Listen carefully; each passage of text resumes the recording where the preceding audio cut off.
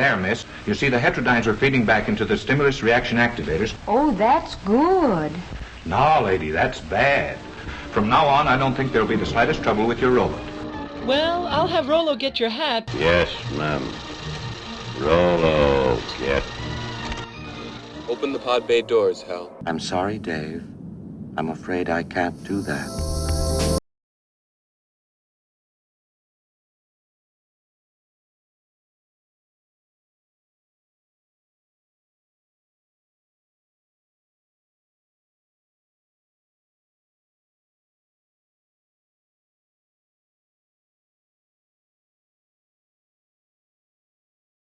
Professor at MIT during World War II. He was a mathematician, a child genius, very much a prodigy, not necessarily the most socially competent person on the planet, but really a wonderful sort of collaborative man. During World War II, he was trying to work out some ballistics algorithms, and he became involved in some other projects. And they were projects that brought together biologists, mathematicians, ballistics designers, but together they began to understand that it was possible to communicate, to bring together mechanical and biological systems, and to develop a mathematical language that would do that, and ultimately to develop a technology, computing, that would help do that. Wiener was the man who really coined the term cybernetics. Here's a guy who is the father of the information age. He started out as a world-famous child prodigy, entered college at 11, got his PhD from Harvard at 18. By the time he was in his early 20s, he's got a full professorship at MIT. He's doing world-class work, and he's redesigning the entire beginning of the electronic age. And he's getting world renown for this. But by the time World War II came around, he's redesigning the entire science of anti-aircraft fire. And he winds up producing a book which directed the whole course of the information age.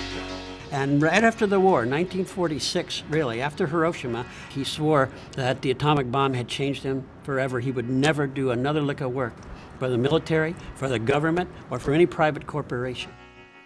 He was a deeply important historical figure, both in the core content mathematics and in the larger socio-cultural dimensions of technology.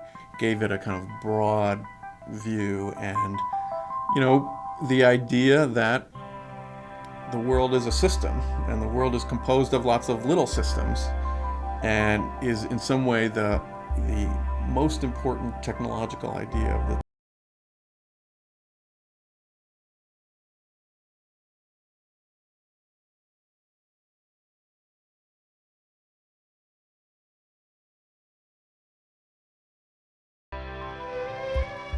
こんばんは。オートメーション、人工頭脳通信理論など、世紀の新しい学問として知られたサイバネティクスの創始者。Professor Wiener, we shall be very much interested in cybernetics and its impact on society. So we'd like to hear from the inventor himself. Well, a new standpoint on communication means a new emphasis on communication as the binding factor in society.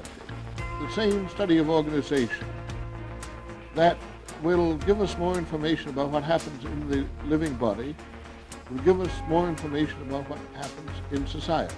The automatic factory, the computing machine, and so on, which all are informational machines, are having a secondary impact on society by modifying the world in which we live.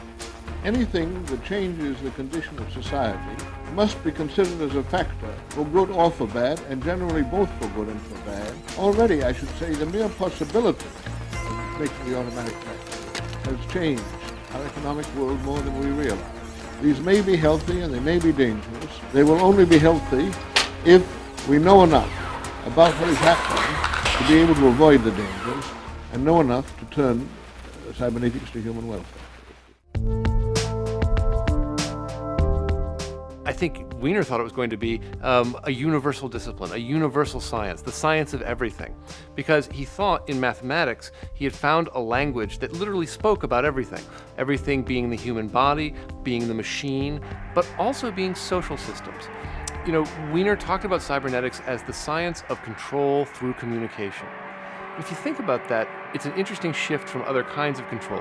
During World War II, America certainly, but I'd say the world in general, was wrestling with a kind of instrumental force, the instrumental force of armies, the instrumental force of raw power deployed materially.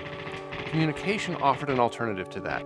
Communication offered a vision of people organizing themselves, regulating themselves through processes of feedback, reaching out, testing a little bit, then pulling back, making changes. This idea of a self-regulating world governed through communication rather than force is an idea, I think, at the heart of cybernetics. And of course, cybernetics as a word comes from the Greek meaning to steer. And when you steer, you're trying to get there, but you're blown off course by wind and tide. So I take an action in the world, I see whether I'm getting what I want, which is feedback to my goal. And I see, oh, I'm not there yet, so I change my action to get closer, and I use how far away I am as feedback to change my action to get closer still. Cybernetics was the first acknowledgement and deep modeling of what that means and how you could measure it. And it began with the biological system. So cats get what they want, right? Cells get what they want. Human beings get what they want. But then there was the recognition beyond just biological systems to another form, social systems. So I want to go to a great place to eat, but it's raining. So I'm not going to walk there, I'm going to take a cab. These are different ways of getting my goal. But wait a minute, all the restaurants are closed because it's July 4th. I have to change my goal again. But ultimately my goal is to eat, to be satisfied, to live. So this deeper understanding and measuring of goals and measuring of actions to achieve goals became this system of models in cybernetics.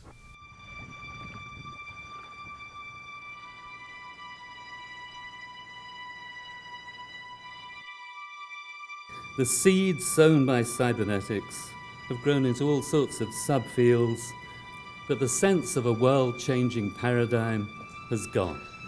To put my cards on the table, I think this is a shame, and I'd like to bring it back. The children of cybernetics still talk about their own work, but almost never about what the other offspring are up to and how their disparate projects hang together, what it all means.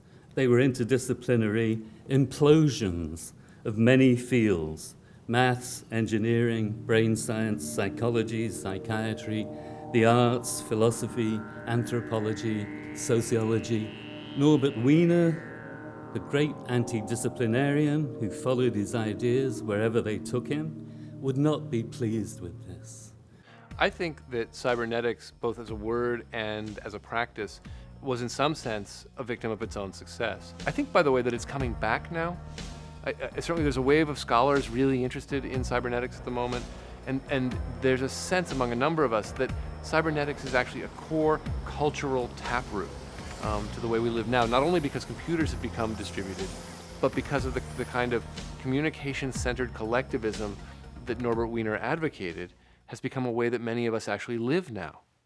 Well, if we fast forward to the present day, when acting as if we have perfect knowledge and acting as if we control climate, we can control uprisings, we can control political difficulties. That's not working. And cybernetics could have told us 50, 60 years ago that will not work because these systems are too complex.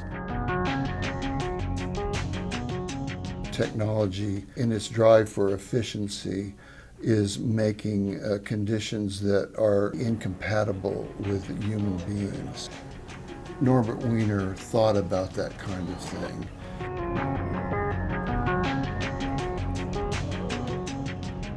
By 2029, we'll have reverse engineered and modeled and simulated all the regions of the brain, and that will provide us the software, algorithmic methods to simulate, all of the human brain's capabilities, including our emotional intelligence. The promise is made over and over and over again that just around the next corner, Eden awaits. We would have nothing to do but lay around and read and basically do whatever we wanted, and that we will transcend all of our physical and mental weaknesses and liabilities and basically become superhuman creatures. it's a crock. That promise has been made for hundreds of years. And I would challenge you to talk to anybody today that feels that they're living a life of leisure. Ready for your update? Ready for your update? Ready for your update? So Google, Facebook, Amazon, all of these systems are based on a way of putting humans into a loop whose purpose is the company's purpose. Yes, the humans get a little something out of it, but we don't get out of it as much as we could. What do I mean by that? If you go to Google and you say, recommend a good pizza place, and it says, oh, result number 1, and then you said to the Google result, why did you give me that? It says, screw you. I'm not going to tell you why I chose that. Well, if we were talking to another human being and said, why did you recommend that to me? And that person said, screw you, you'd never talk to that person again. The primitive forms of artificial intelligence we already have proved very useful. But I think the development of full artificial intelligence could spell the end of the human race.